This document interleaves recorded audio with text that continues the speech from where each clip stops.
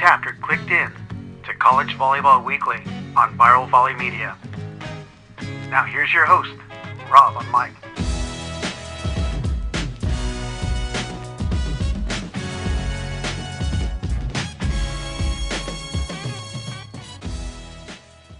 Good day, everyone, and welcome to a special episode of College Volleyball Weekly, or Grumpy Old Men with Two Young Guys.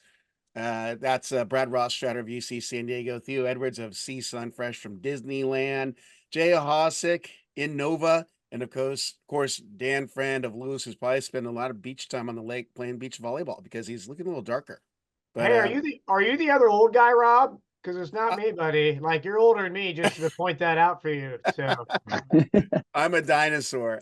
I feel like a dinosaur the way it's been the last few weeks, but a lot has happened. We did our final episode and just realized we couldn't do our Q&A issue, which our fans so willfully submitted, and we want to be sure to honor those requests because there are some great questions. But there is a lot of news just in the 2 weeks we've been off, and I wanted to start it off with what these guys have been doing, if they can just summarize like in 30 seconds or so since the season's ended officially. And we'll start with let's go with Brad first. He's first on the to get into the queue. Yeah, I got a little vacation time with my wife, which was nice. It was really my first vacation since taking the job in San Diego almost 2 years ago. So that was really, really fun for us. We went out to Zion and went hiking and did all that stuff, and then just been coaching more volleyball in the USA gym. Excellent. Let's go over to Jay. Literally just got off a flight last night. My wife and I love to go to a little place called Isla Mujeres, which is right off the Cancun coast. Spent the week out there. Lots of drinks with little tiny umbrellas in it, lots of tacos, lots of good food. And as you can see, a little darker skin complexion from being in the sun. So, yeah. You know, I just want to do the literal translation. Isla Mujeres is the island of women. So I'm not sure what Jay's practicing these days, but no. Don't start throwing a little thing. It's a beautiful little island, lots of artists and musicians. It's wonderful. Artists. We love Mexico. My wife and I have gone forever since we were little kids. But jump over to Dan. let's see. Well, I did have a date night Friday night. It was our 16th anniversary, so that came up. Oh. It's like we went to Drunken Shakespeare. I highly recommend it. It was pretty good. So like the main actor has to drink 5 shots before the play even gets going. So it's good. It's a little improv thing, and so nice. But yeah, play a little beach volleyball 5 or 6 times. Look on the transfer portal every day. Trying to find out. Shoot. Are you trying to segue us into something here? I always do. Do you know what I mean? So like trying to find one more guy that might make an impact for us, and still actively recruiting every day on some stuff. And but yeah. So and then Big Ray's got I don't know, a week left of school, and then we get to do Disney World, not Disneyland, but Disney World here. So the one up on we'll let Theo go. Yeah, man, I've been getting some good family time in. These coaches on this podcast will tell you, but this job is a 7-day a week, 24/7. And it's when you finally get some time off, it's important, at least for me and for my mental health, to find some balance and get some family time. So we went to Disneyland and kind of did it big, did like 3 or 4 days down there, and it was fantastic. I spent a little bit of time, actually got to go see Brad, and Brad's over there training the women who are home right now and in Anaheim, and got to watch our men's national team train a little bit too, which was a lot of fun. And yeah, man, it's been great. Nice to have some downtime. Excellent stuff. Well, yeah, I didn't know you came out when you're on your vacation. I thought that was a work trip. Yeah. He's right down the street in Harbor Boulevard at the happiest place on earth. That's why. He's waiting for his Uber pickup at the USA Volleyball Training Center. Well, I wish I said I had stopped, but I got some unexpected work, and I've actually just got off the AVP Huntington Beach this last weekend on the call on Court 1, and it's great stuff. But I mean, so much has happened. I wanted to bring that up because at the end of the season, going to other places, I've come across listeners and viewers, and they've said phenomenal things about this crew on the screen, and I cannot be more grateful for your guys' contributions, because they're loving the content. Yeah, they're not big followers of the indoor men's game, but they're exposed to it and they enjoy what you guys are doing. And it's that great moment when I go courtside and I don't walk around saying, I'm so-and-so. I'm like, I'm Rob Sparrow. And I get you're Rob on the mic. We listen to your podcast. We love your coaches. So, I mean, that's a total blessing for me to hear when I'm out there. So appreciate Well, you I guys. bet all the other coaches can attest to this. If I'm out and about, either recruiting or if I'm, at an away match, every trip, there's at least somebody who comes up at some point and says, love the show, love what you guys do. We're adding some value to what's going on. We're giving keen insight. So to the listeners out there that are coming up and saying hi, we appreciate it all. All right, good stuff as always. But let's go into our Q&A episode because there's a lot. I'm going to try and I didn't know how to go about this one because technically Dan is going to be on the hot seat basically for the first 5 or so 10 minutes here because Not there's in a the lot hot of seat. news. We like this. We I'm like not where in the this is hot going. seat. That's what we're talking about. We're just going to inform people because they're uninformed, and so I'm going to help out with information. Well, so 2 teams are added this last year, in the last few months. We have Southern Baptist University who are adding some sports, and one of them is NCAA men's volleyball. And I believe they're going to be a D1 school. They are in the GLVC. But then Southwest another Baptist, team, not Southern, just so you get your facts straight. it's not Southern. It's Salvo! Southwest Baptist University. Yes. Oh, I got that from a release. I copied and pasted. First salvo fired. Look up the school. So it's Southwest Baptist University in the GLVC. Okay, there we go. And then another school, Northern Kentucky University. That was back in November of 23 that we got that. But the reason why I mentioned that is because they would be a MIVA school. Yep. So Dan and the Lewis Flyers are a GLVC school in the MIVA. So technically, there's a whole lot of stuff going on potentially for Dan and his conferences. So let's go with Dan on that one. So here gives some background and some clarification on this. So when the GLVC put forth to start men's volleyball, remember Missouri S&T, Maryville, and Rockhurst all had these programs that were starting. Rockhurst will be its first year next year. So and so they wanted to for men's volleyball in the GLVC.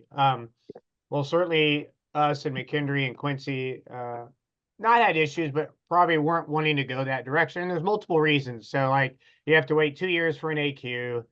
The establishment certainly of my program and Nikki's program now, and I think Karen at Quincy. And if you look, Karen will no longer be at Quincy, and this could have a little bit to do with it. But it really becomes out of the coach's hands and into the administration and the president's hands because they're the ones who vote on some of this stuff. But the conversation that I had with my president was we really wanted to try and stay in the MIVA if we were going to have to sit out 2 years on postseason play.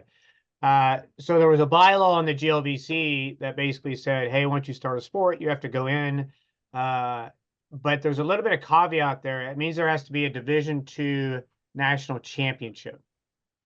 And so a few years back, Bellarmine, which went Division I, had a really lacrosse program, and this same kind of issue happened, and Bellarmine ends up leaving the league. And so, but our president was able to kind of work with other presidents about the wording of this rule where it basically states until Division II creates a Division II championship, if we're in a pre-established conference, we do not have to leave if there's enough members to support it without them. And so this is where this kind of came about. And so there's 2 affiliate members that are going into the GLVC. One is Thomas More, who's already been accepted. And the other one is Roosevelt, who's an NEI transitioning to Division II, who has put their bid in to be in the GLVC. So even before Southwest Baptist had announced they were coming on, there was going to be 6 teams. Now it looks like there's a good chance there's going to be 7 teams. What that does is they've met their minimum on how many teams there needs, and it gives kind of McKendree and us a reprieve until a Division II championship is created from that standpoint. So it looks a little sticky from the outside when you look at it, so I get it. And the way Southwest worded their article, they didn't say we were in the conference. They just said how many teams support men's volleyball, so it makes it kind of tough wording-wise when you read it. But going forward in 2026, the GLVC will be sponsoring men's volleyball. They'll have a 7-team league, tentatively, as long as Roosevelt goes through everything. Us and McKendree, until Division II creates a championship of their own, will stay in the MIVA and support the MIVA. I mean, ultimately, we've been in it 30-some years, so we'd like to stay in it as we can in terms of that. So that's, yeah. Fire your questions, but that's kind of where we're at. So now the follow-up, when Division II does have their own championship, do you and McKendree join the GLVC and leave the MIVA? As of the rules right now, that would be what we would be forced to do in terms of that. I am working on, but there's some stuff with that. So I sit on a Division II NCAA Connections Committee, and so it's not just men's volleyball, but it's like wrestling and rifle and hockey and bowling. And so this 35 rule where you need 35 teams to create a championship. There are teams that have been around for 15, 20, 25 years. And so are these few programs that there's a lot of programs that are like, no, we want to go Division II, we want to compete for that championship. But you're going to run into a few programs like us, like a McKendree, that are like, hey, we've been doing this a long time. We'd like to have a waiver to stay D1. And honestly, like, we help out the D1s because right now there's more D2s and D1s. So if we can find a waiver and us and McKendree, we end up keeping the numbers for D1 in that 31, 32, 33 range. That rule went away back in 2008, give or take, 9, allowing single sport reclassification. But I've been working on it with a couple people from the NCAA, and I'm going to keep working on it as some of that stuff moves forward. But that would be my ultimate pathway, saying, hey, we'd like to stay this way. And for the volley talkers who are like, well, why wouldn't Lewis just go to GLVC and dominate the GLVC? Because I saw that post, you know what I mean? So it's like, all my alumni, we want to stay in the MIVA. It's an established conference that we've been in for 30 plus years, and we feel like we compete well in it. We've won it. We've made it to the NCAA tournament. I'm not sure I want to go the route that I'm helping reestablish this conference. And that's not a negative thing. It's just, I don't know, I owe it to our program and our alumni to continue doing what we're doing and how we've been doing it. So, follow-up question number 2. If you do get to reclassify as Division I, does that mean that all Division II programs that do that would be on the Division I recruiting rules and regulations versus Division II? Correct, you would be. So you're monitored by those rules typically, do you know what I mean? And so, and they're probably more similar now than they ever have been, just in some stuff, do you know what I mean? But I would imagine so. The few schools I've talked to, they go by those rules. And so, but that's a big what if.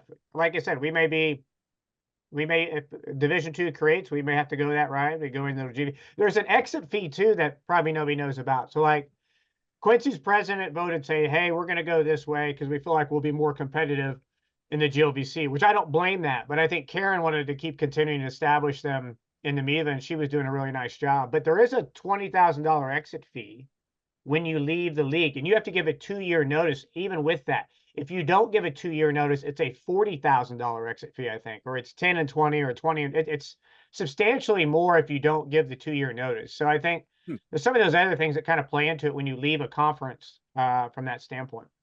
Dan, Yeah, how many Division II teams do we have right now? Because there have been a few that have been switching and transitioning into it from the NAIA. I think when you get the EEC, which is fairly starting off the ground, that Eastern Conference, you're going to be pushing up to close to 40, 37, 38. By the time the GLVC starts in 26, it'll be close to 40, give or take. But that's the thing we talked about too. Currently in the hopper, nobody has said, hey, and I know this because I asked the question, is anybody put into D2 legislation, hey, we want to start a D2 championship?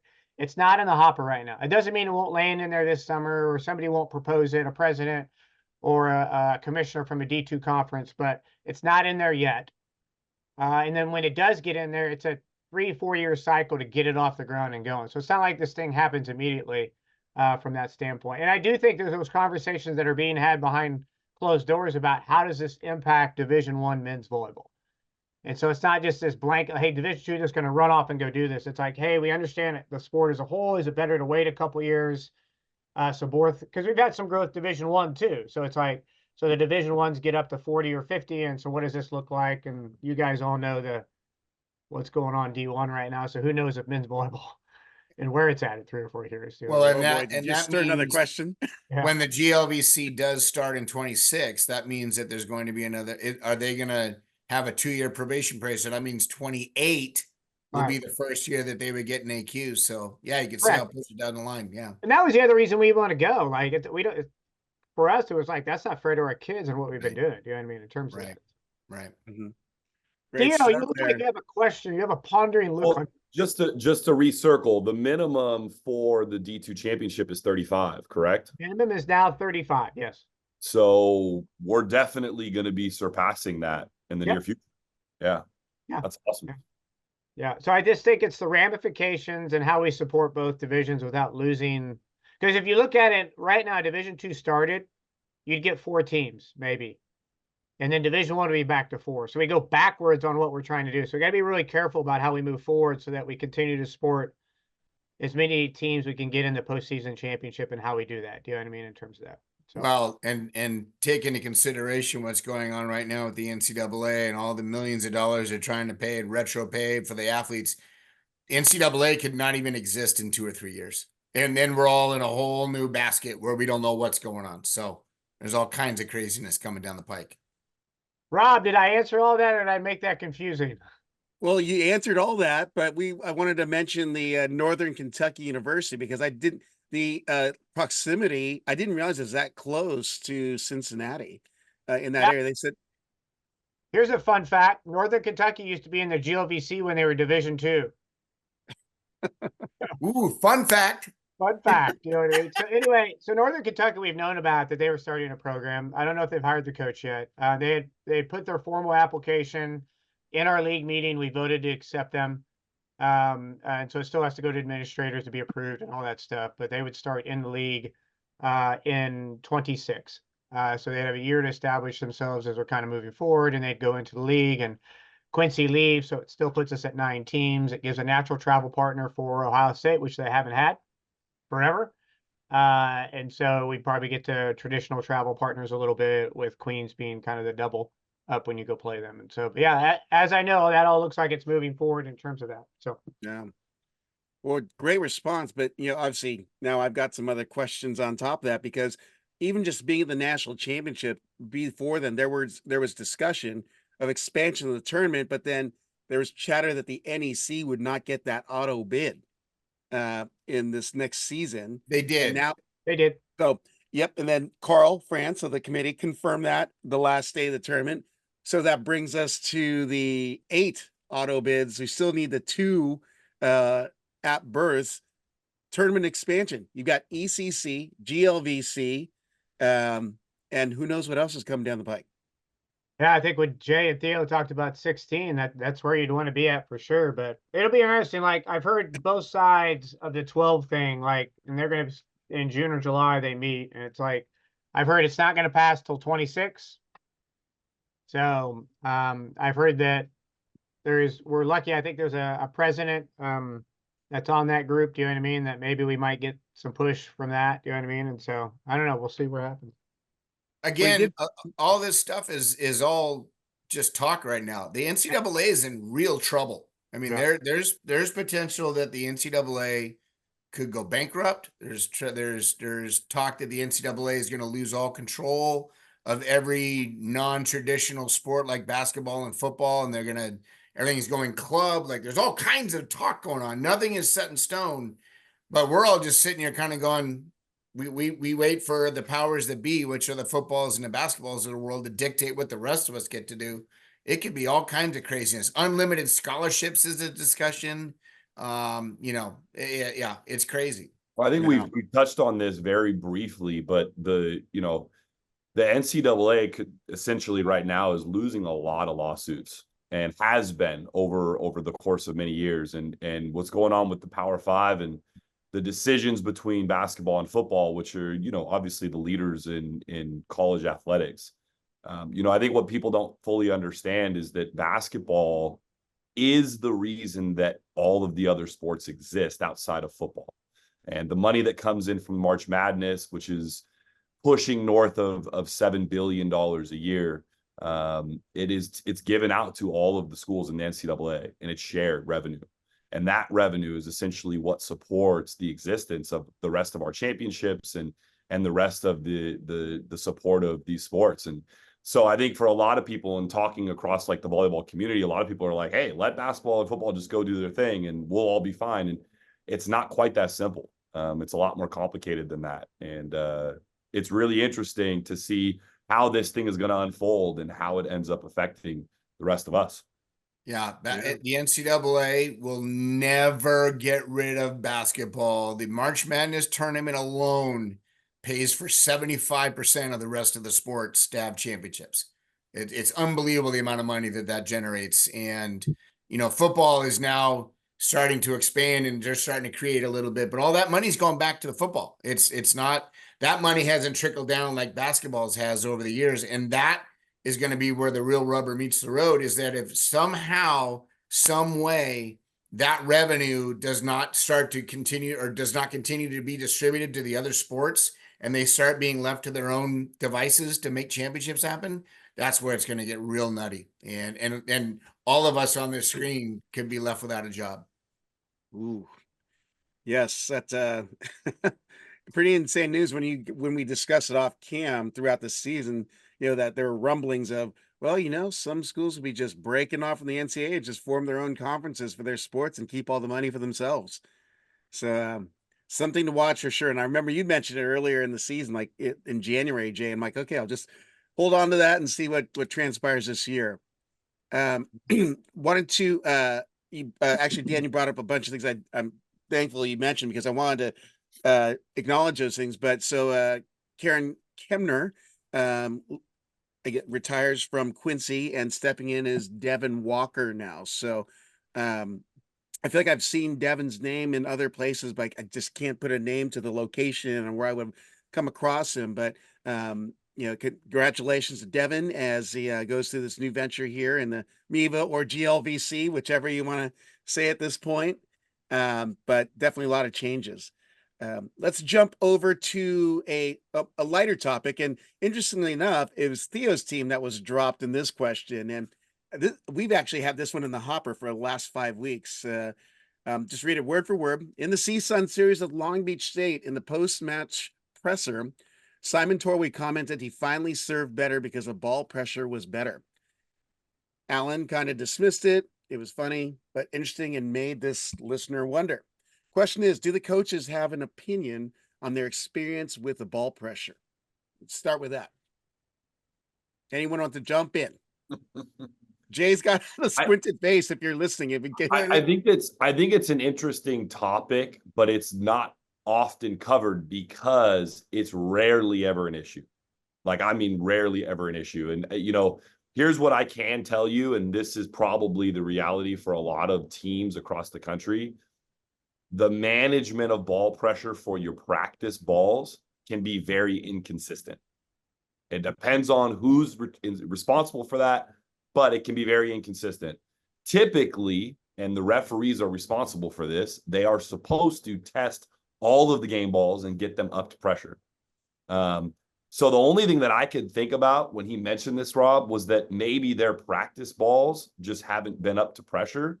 But I can't imagine that the pressure in our gym was different than the pressure in the other gyms that he had been serving in. And if he likes it with more pressure, that's probably just closer to regulation of what it's supposed to be. I don't know. I was a little puzzled by this as well. You're a little higher than sea level in Northridge, and the Long Beach is considered sea level. So I don't know. Maybe it's like a BYU thing. I don't know. Yeah, maybe that 65 feet of elevation made a big difference, First of all, you're right, Theo. The referees regulate this. There's supposed to be 5 or 6 balls that are considered game balls that are never used in practice. They're set aside for the season. At least this is how our school does it. I'm just going to assume that everybody here has the same thing. And before every match, what do? They check the height of the net. They check to make sure the antennas are straight, and they check the ball pressure. And at that point, it's on them. It's not on Theo. He doesn't have any jurisdiction over that. And if at some point in a game, and I'm sure all of us over the course of our careers have seen it, occasionally a ball will lose pressure for whatever reason, and they switch it out immediately. So I don't understand the comment. I don't understand what does he think that Theo is lowering the pressure so that they can have an advantage? Oh, I took it as the ball pressure was great at Northridge, and Yeah, I think it was a and compliment. Theo was actually why Torrey started serving better at the end of the season. Okay. So, Okay. All right. And, I heard and it by the was. way, if I had known that, we would have deflated the balls. That's the well, yeah, because reality. when we came up to you guys, I walked in the gym and Theo was over there licking a needle and like poking it in there and releasing all the air from it, and we You had guys know that if you serve the ball and the needle pole faces you, you can make it move more? Yes. I always thought it was down. That makes At it you drop. down, right, left. I'm just letting you know, guys. They But all have a Free different coaches tip. quote, man. But I do think, in terms of his comment, I have coached some guys who they'll walk in a gym and like they'll feel the balls and there'll be something about a feel that they just really like. And it's probably a little bit out there, but I do think, and there are some people that think you can like feel speed, and maybe you're touching the ball and you feel like you can hit a little bit harder. There's been guys notorious for warm-ups having overinflated balls so that they can bounce a little bit harder, which makes a lot of sense. As a coach, one time I experimented with a completely deflated ball that had like way less air pressure because I thought it would help our guys hit the ball harder. It didn't, but it was a fun experiment. Well, you still walk into the gym every day, and what do players inevitably do? They go and check the height of the net. I mean, they go, "Oh, it's an inch high," or "Oh, it's an inch low." Or we're gonna really. I mean, it's so funny to me. It never changes. It's been around for how many years? I do have a theory that depending on the location of the gym and where you play with your balls, and specifically, Family show. Specifically humidity and I think moisture. So like whether you're closer to the beach or you're in higher elevation, the wear on the molten Flistatech is definitely different. And my guys have noticed when for instance, we go play at Pepperdine versus we go play at USC versus we go play at BYU, the texture and finish on the balls as it wears and ages is definitely different. And I don't know exactly what causes it. I feel like it must be the moisture in the air, whether it's the humidity or things of that nature, but there's definitely a different wear. Now, back when we played with this thing, the old Molten Pro Touch, that didn't have the same effect.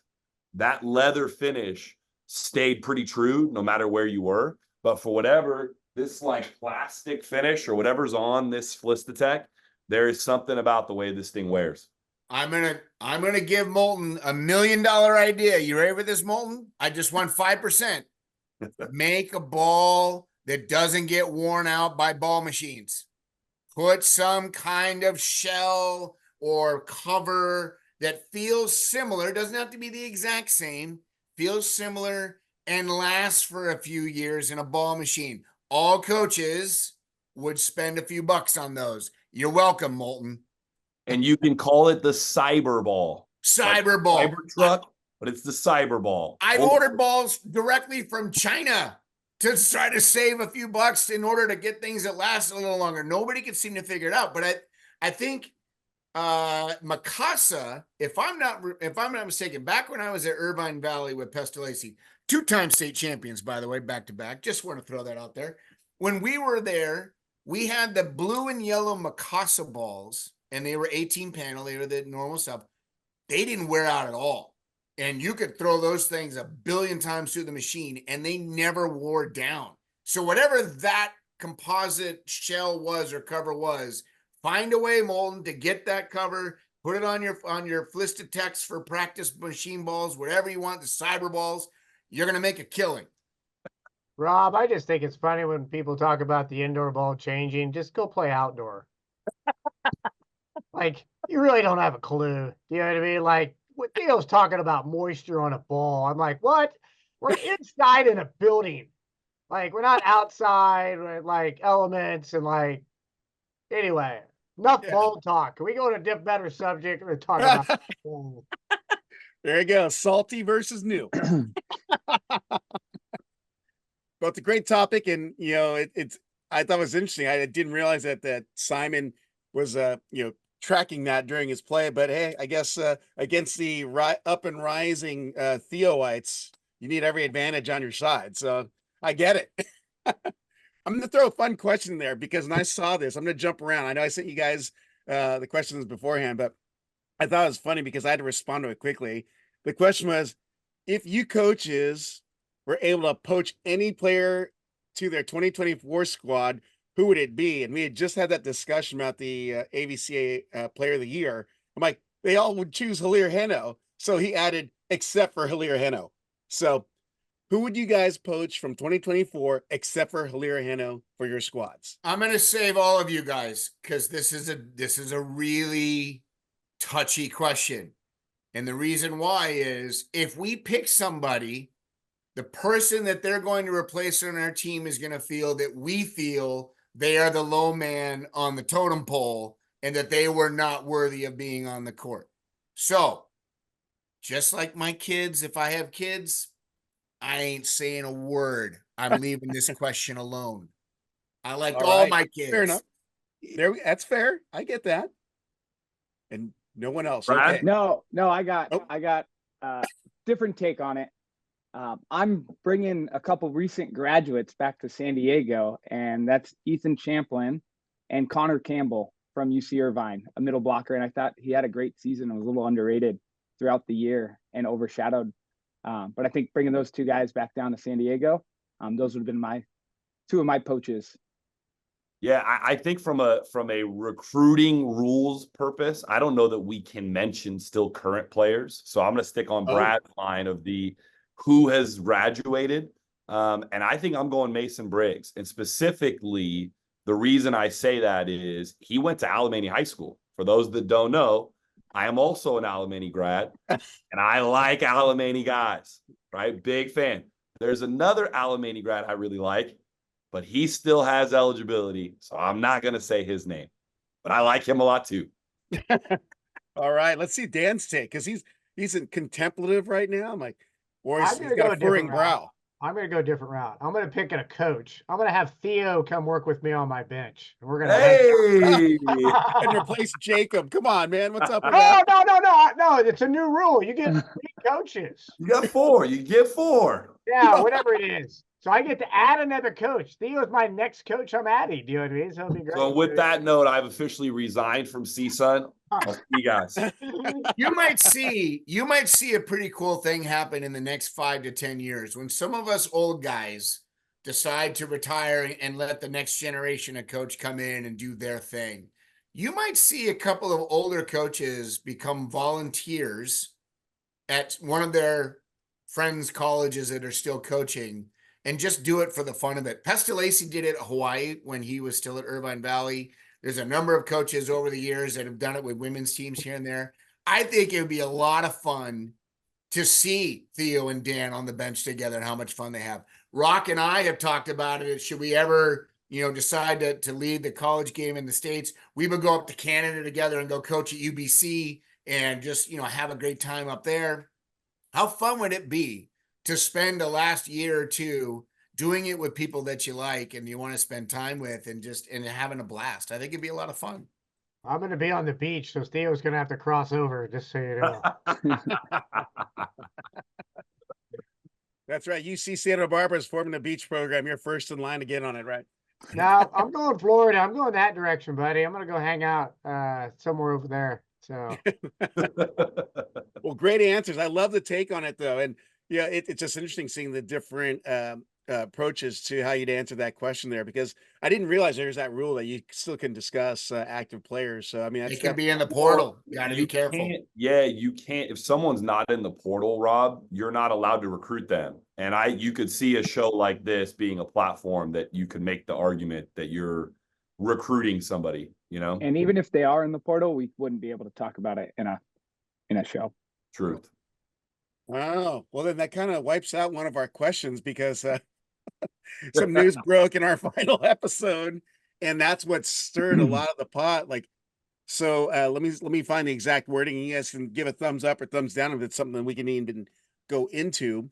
But the transfer portal, and I know you had mentioned that would be a continuing topic because things would, I guess, get more active, as we finish the season here. And we're 2 weeks out from the last ball dropping from the national championship match. is there a lot of activity? Can we talk about that? Or Yeah, you can. The thing is, the portal closes on the 27th. Once that date happens, like communication stops. You're not reaching out to him. You can't go in it anymore. Now, granted, if you graduate at that point, you're a free agent, so to speak, and you can talk to anybody you want. But the transfer portal has been a little more active this year. We could talk about that in general. Like 600 plus kids, I think you can say. I mean, like, yeah. There's, and a lot of it is what we had talked about briefly before, which is there are a few handful of D1 guys at big programs, big name guys. Okay, compartmentalize that. A lot of it, from what I'm seeing, is either graduate students that want to get a different experience, which I think is really, really cool. But also a lot of kids that maybe went to a smaller school, smaller profile, and maybe feel that they want to bounce up to something a little bit bigger. And that part's cool too. It's like the pro leagues in Europe. A lot of guys that we all coach, not all of them are Man Anderson making 300 grand their first year. They're journeyman in their first year or two. They go to a smaller program. They get paid a little bit of money just to kind of make it, ends meet a little bit, but you're finding your way. And if you can parlay that and do well, then all of a sudden you start to raise some eyebrows from another team at a higher level. And now you can kind of move on up. To me, that's what I'm seeing the majority of. Yeah, there's a handful of guys here and there, but that are big name guys, but so be it. It is what it is. Yeah. One of the important things to note too is as we talk about the portal getting bigger, right? With the 600 plus kids in it, there's a couple of things around how the portal works, right? So a player can enter the portal. Obviously, at that point, they've notified their coach or their institution and let them know. Technically, they don't have to leave. So they can explore the portal, see what it has to offer, and return. Now, once they enter the portal, it now gives the coach the opportunity to not honor whatever scholarship or arrangements they initially had. They do not have to continue to honor that into the next season. And so I do think that, 600 players are in the portal. You're not going to see 600 players find spots and find homes. It's very likely that many of them will bounce back to their original school and or be in a situation where they get stuck. Maybe they expedite or they're not able to get that original spot back. The coach has moved on, recruited and replaced. I could see some kids getting into a tough situation with this portal thing as well.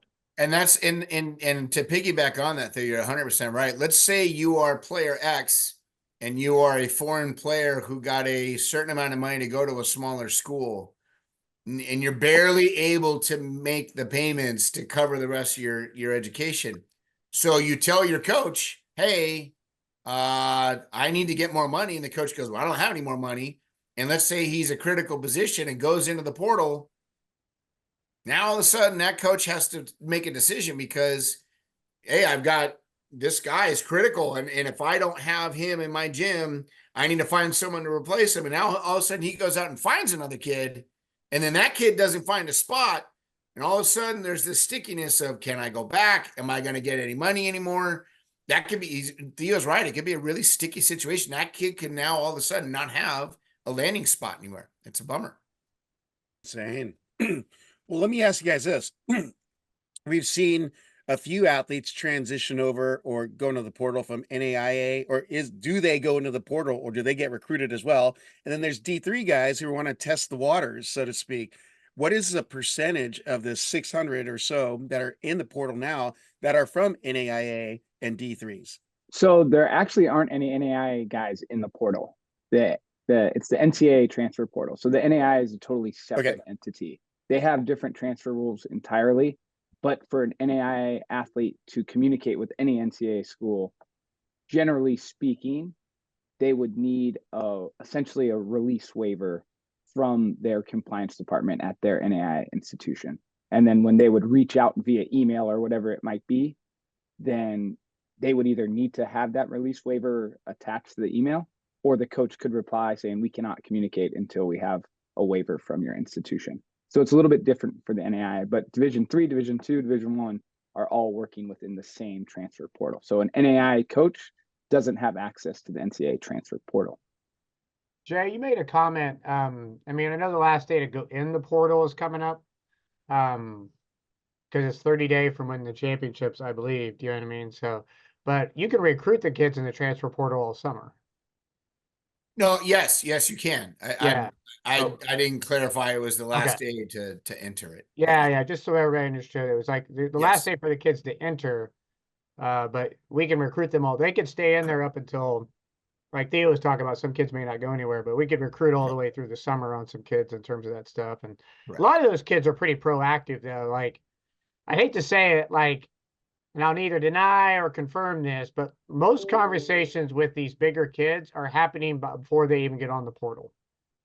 Not going to confirm or deny, just know it's happening. Do you know what I mean? And so, like, and then the ones that are the other ones, a lot of those kids are pretty proactive in reaching out. I probably got 30 emails within 2 weeks about kids that have interest or things like that. And so, so I think there's just some different things that are going on with that. And you think about we're an obscure small sport in all reality, how the basketballs work and the footballs work and the volleyballs work, and like these kids are processing NIL deals worth 6 figures. Some even you have a couple 7 figures on transfer stuff. Do you know what I mean?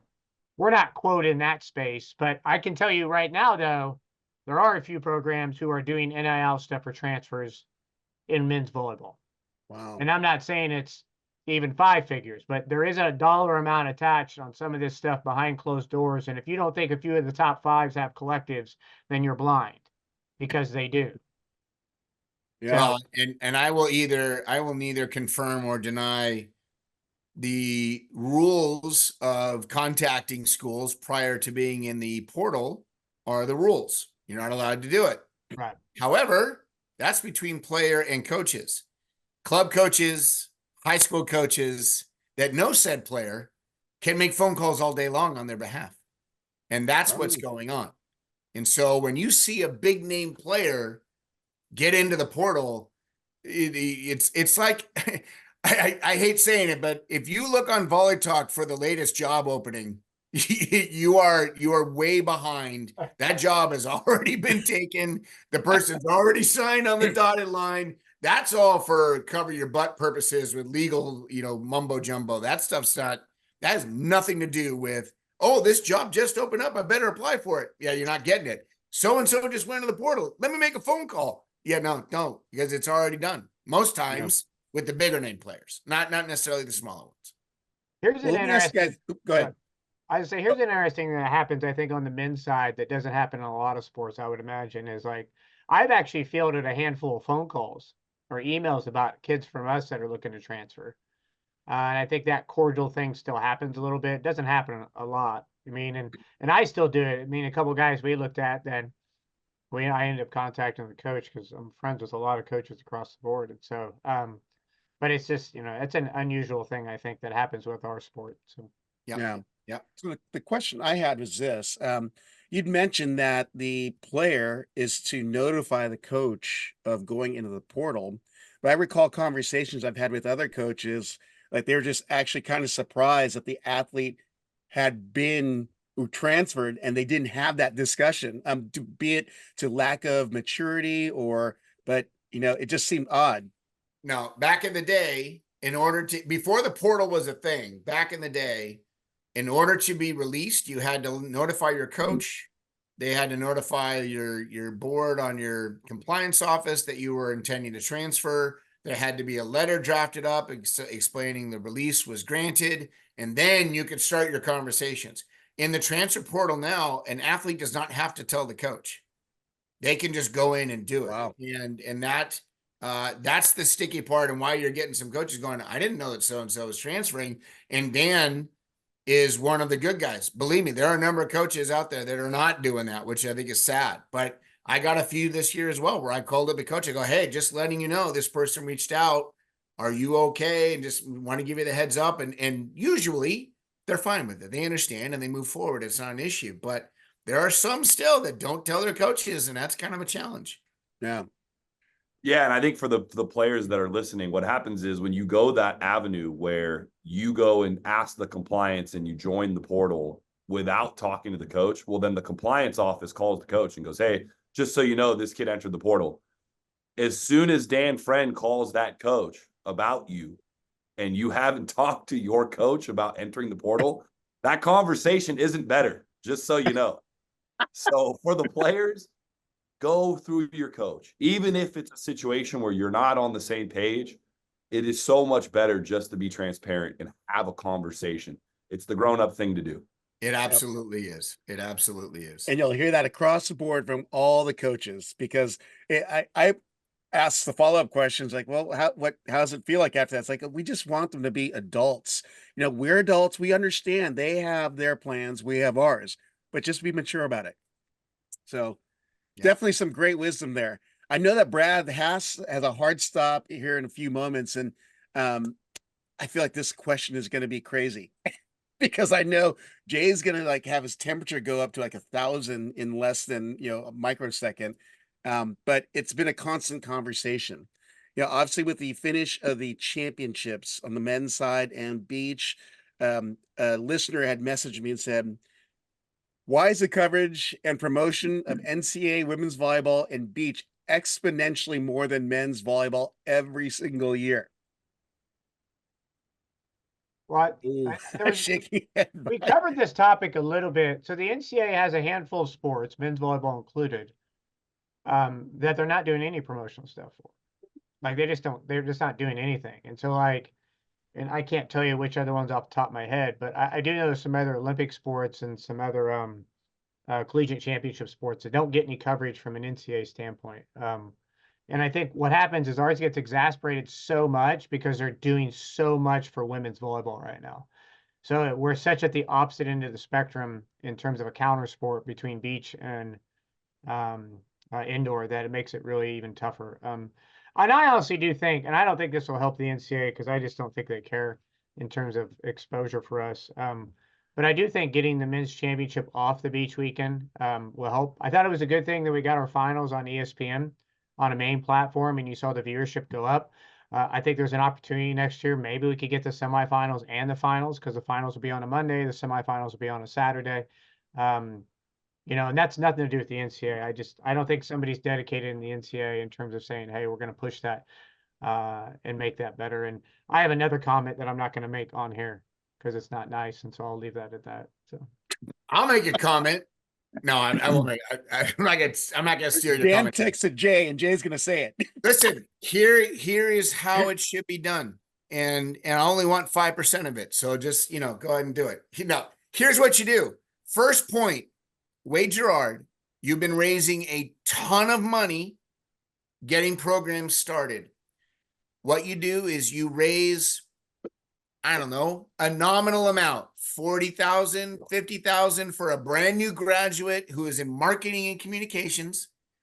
You pay them to get an NCAA handle and website and all that stuff. And then those guys or girls or a person communicates with every men's program in the country, and all of them have student athletes and their own SIDs that push content out. They get pushed to the person that Wade hires, and that person pushes it to the NCAA, and it's a cycle that takes care of itself because we're feeding our own. At that point, we've eliminated the NCAA from having to do anything because they don't care about us anyways. Just give us the handles. Just give us the website and the logins and all that stuff. We'll take care of the rest. Our guys can do it on their own just fine. Wade Gerard, I'm calling you. Jay, Jay, are you taking 5% of that new person's salary? Is that what that is? Yes, it's my idea. I want 5%. Listen, CrossNet stole me and Pestalacci's idea and is now making, they have it on ESPN too, for Christ's sakes. They have CrossNet championships. We started that thing. Nobody's giving us credit. So I want 5%. Every time I come up with an idea, 5%. That's all I want. Let's not forget, though, that Rob volunteered to do it for the NCAA. Right. He volunteered, and they wouldn't take it for free. Right. So let's take it away from them, and let's pay somebody to do it right. If you were ever wondering what their care is for our ability to market the sport, if someone's willing to do it for free and they're still like, nah, we're good, that lets you know their stance on the amount of content they want to see from men's volleyball. Correct. Well, just for the Correct. record, Vinny of Off the Block also volunteered to cover for NCAA because, you know, we didn't realize we had done it at the same time. And I was like, really? That you too, Vinny? And I think Wait, Gerard, I'm calling you. I think the key piece here is, you know, the like, hey, what are coaches doing about it? And I think like look at the NCAA MVB Instagram what was started last year and how that's grown. Look at all these teams' Instagram's page.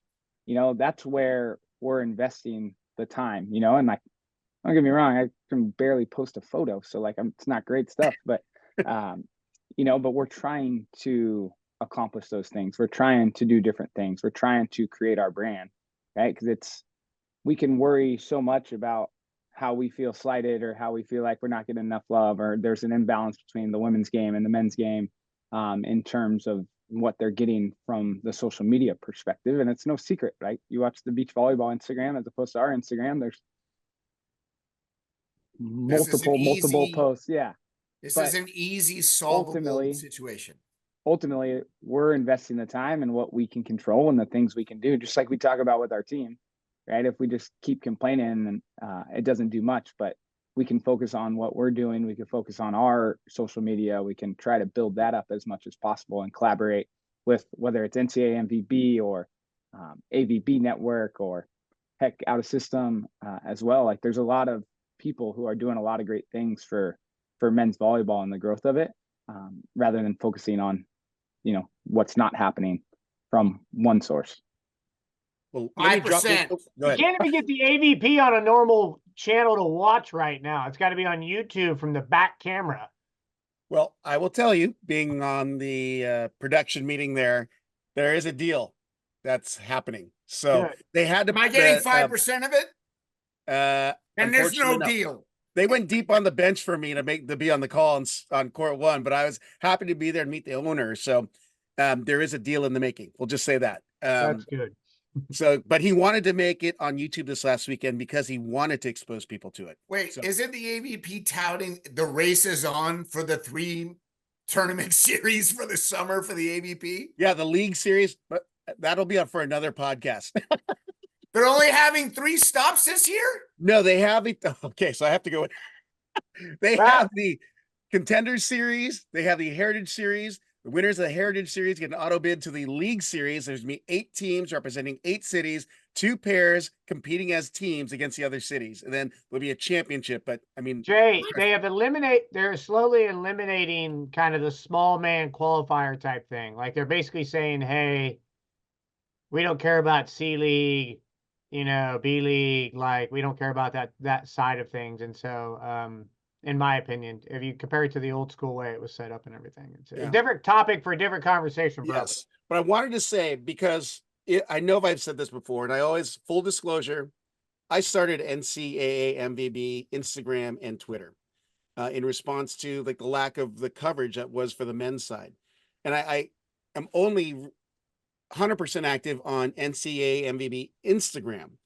The growth from when I started right before the Fairfax National Championship last year, Jay, is at 5,000 followers. We are just under 20K after Long Beach.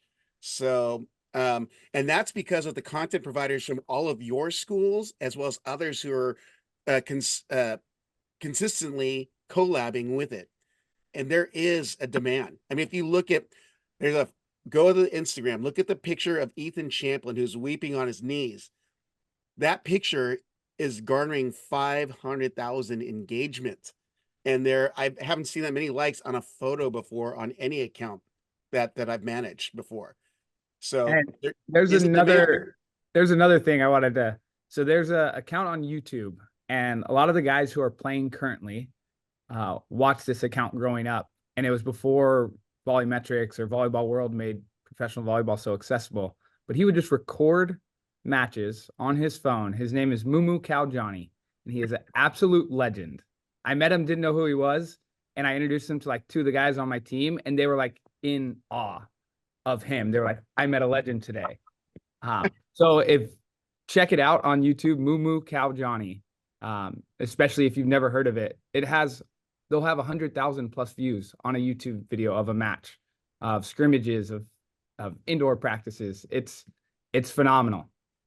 And Brad gets 5% too. So I He don't. breaks it all I down. don't. He That's condenses. Jay's thing. I don't want to step on those toes. He can he condenses everything. I remember back in the day when I lived in Santa Cruz, there was a thing on the following day of a baseball game called Giants Light. And all it was every pitch in which something happened of the baseball game the night before. And if there was a ball or a strike or a foul ball, they didn't show that. And the game, you could watch an entire game in like 30 minutes. It was fantastic. It's the only way I He watch takes out baseball. all the missed serves, timeouts, everything. Challenge. It's 26 minutes. Perfect. And you watch a 5-set match.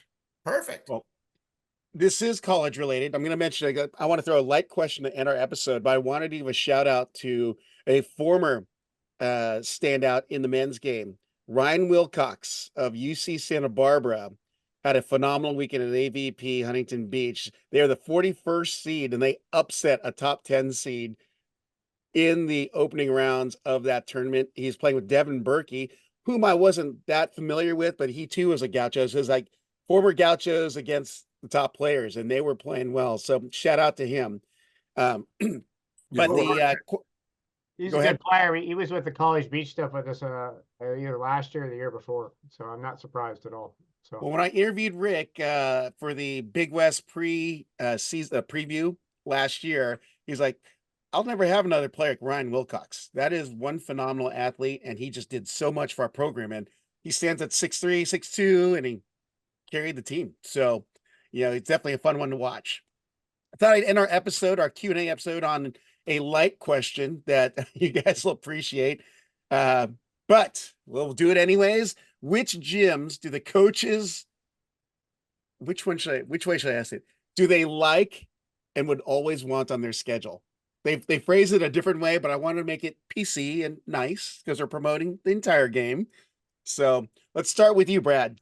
What gyms you would always want to play in and have on your schedule? Gyms.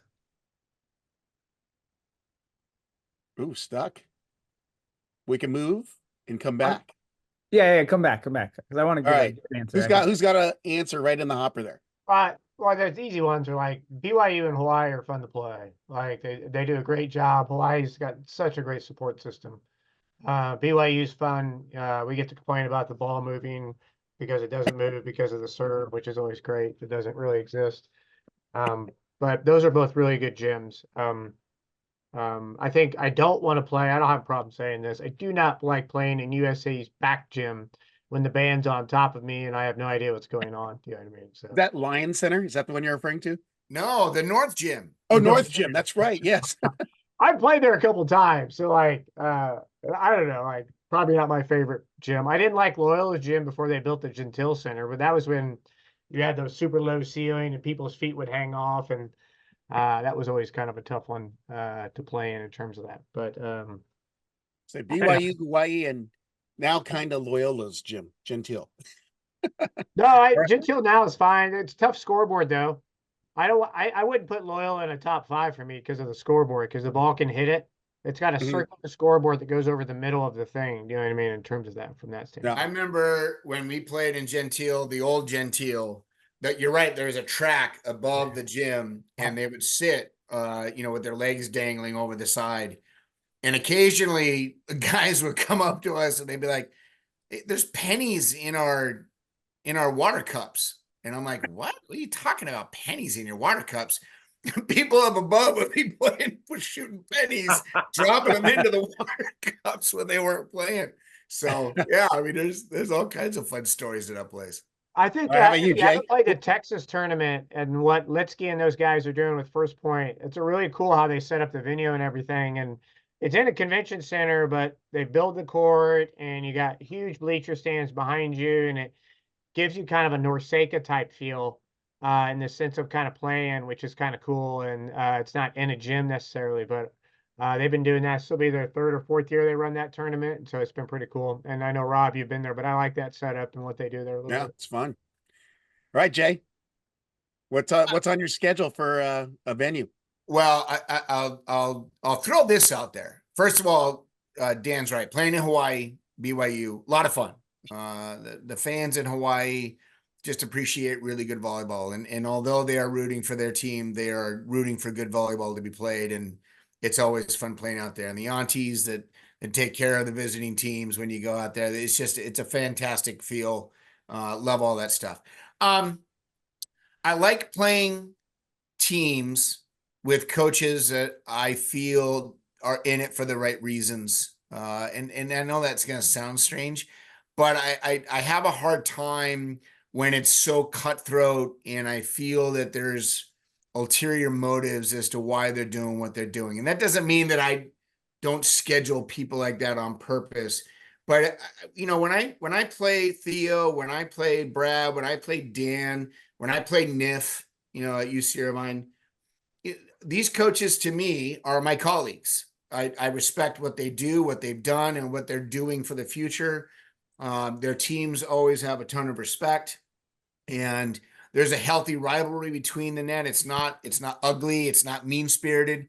There are a number of teams out there, granted, maybe 2 or 3 are standing out more than others, where it gets nasty and it's not fun. And I've been to a few places over the years where the comments from the stands way above and beyond what would ever be allowed in our gym. But it's like, I don't like to play in those places. It's too much to deal with. And I'm finding myself focusing on how off color some of the comments are. And I'm worrying about, geez, is it going to get worse than this? And who do I got to talk to? But, that's my thing. I don't think there's necessarily a gym that I like playing in more than others. I think it's just people that I respect and people I want to play. Yeah. All right. And Brad, I'm going to go to you because I know you may have to drop off here. Yeah, I got them. So I think there's a history perspective, and like not even so much volleyball history, but going out to Harvard, that was really cool. Like just the history at that university, walking through campus, like you park and then you walk through campus and you're like, heck, there's been a lot of really bright people who have been here and come through here. And it's pretty small and tight knit throughout it. So I thought that was really cool. And then I think you have the small gym category or the less large capacity gym category, which I think Dan at Lewis and then Santa Barbara at Rob Gym have been really, really cool. And the piece that's cool about that is everyone's right on top of you. They're all around you. It's very, very, it's just very, very intimate, and like you have those people just almost listening into your huddles and hearing what you're saying. And some of the parents are even trying to talk back to you, and it's pretty entertaining, and then when you get to the big gyms, I think Grand Canyon has a venue that's really, really nice and it's continuing to put on a better and better environment. Long Beach obviously has had a really good environment the past 7 to 8 years or so, at least that I can remember. It might've been good before then, but that's kind of outside of my realm. And then I think the home runs are Hawaii and BYU. Hawaii's super, super welcoming and always a good vibe there. I think BYU is a little bit more animosity towards you as the opponent. Not that Hawaii, their fans don't give you a hard time, but I like the adversity that brings when you're at BYU and kind of the chirping that you get. Nice. And then Theo. Yeah, I mean, these guys nailed a lot of these places. And I think from a experience perspective, I think the crowd numbers, right? A lot of the reason why we're talking about BYU and Hawaii, the gyms are unique, especially BYU's, like super, super old and very historic in that sense. But what makes it special are the number of people that come and support men's volleyball, which in general is rare, right? And for our guys to have an opportunity to play in front of 3,000, 4,000, all the way up to 10,000 fans on a regular season matchup is pretty incredible and pretty special. So I think those places are unique for that. I think for me as a person, I mean, I've been around this game for a really long time. And, as a player, I was really fortunate to play in so many gyms around the country.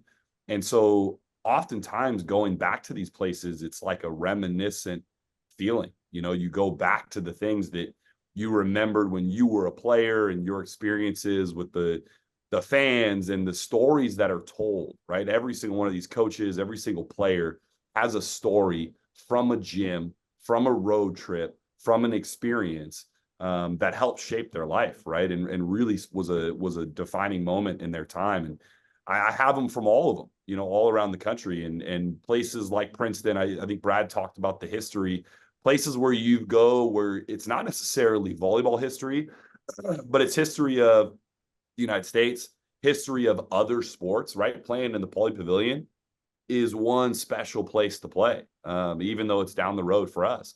You know, so I think I attribute a lot of my really, really great memories and my wants to play in special gyms is from those experiences that I've had in the past with my teammates and with other coaches that have now become, you know, longtime friends for me. And yeah, I think that would be it for me. Yeah. Well, I drop mine on in here just because it did bring some great memories. But surprisingly, one of the venues that I enjoyed the most, and it's very similar to another women's venue, is Maples Pavilion. And I compare that to the Slim Jim, Jenny Craig Pavilion for USD, because it's a nice venue. It's not very big, but it's nice. And one of the great memories was when Dan was in the national championship semifinal. I saw one of the longest fifth set tie breaks from the national championship match.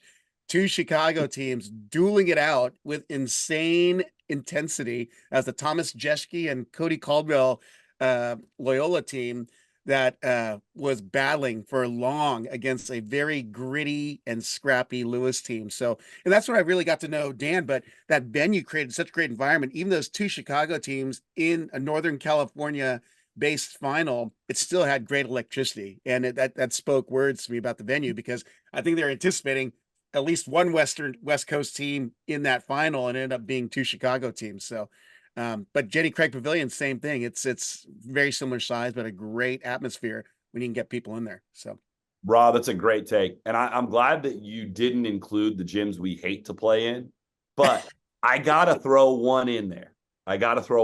Especially because it's changed. So if you ever played at Pepperdine 7 or 8 years ago, before they got the new lights, they had these cylinders that hung down 10 feet above the net is what it felt like. If you were a passer in that gym, your nightmare was met, because the Volley Pachenko, if you guys remember that. I mean, we would spend like 4 minutes in the warm-up just throwing balls off these cylinders so the guys could get used to the height of the roof. I mean, it was a nightmare.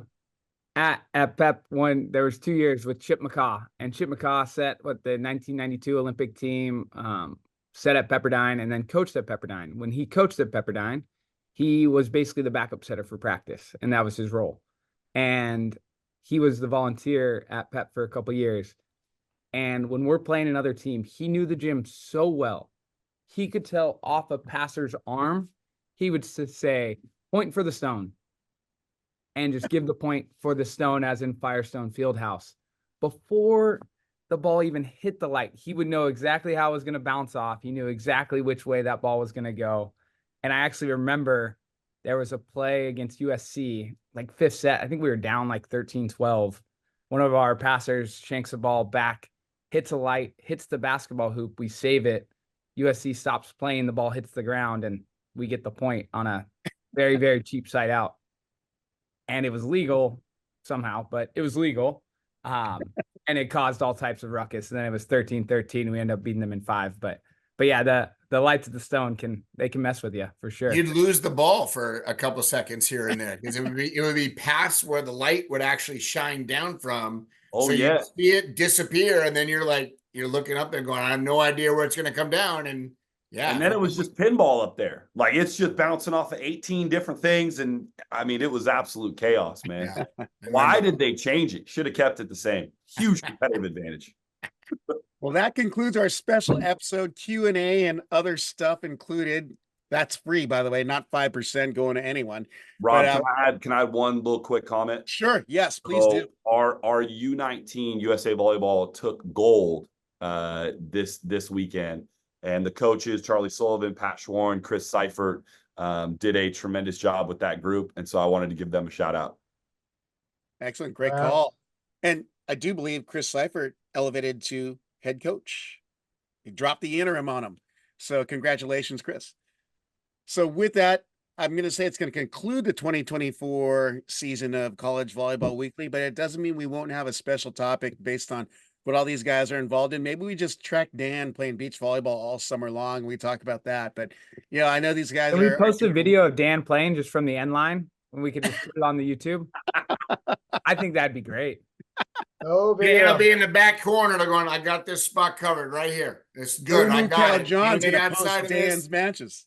Pretty sure I'm just trying to move functionally now, so that's all it is. So. Hey, Brad Roster of UC San Diego, Theo Edwards of CSUN, Jay Hosick of George Mason, and Dan Friend of Lewis. Appreciate, again, all your time you put into promoting men's volleyball this season.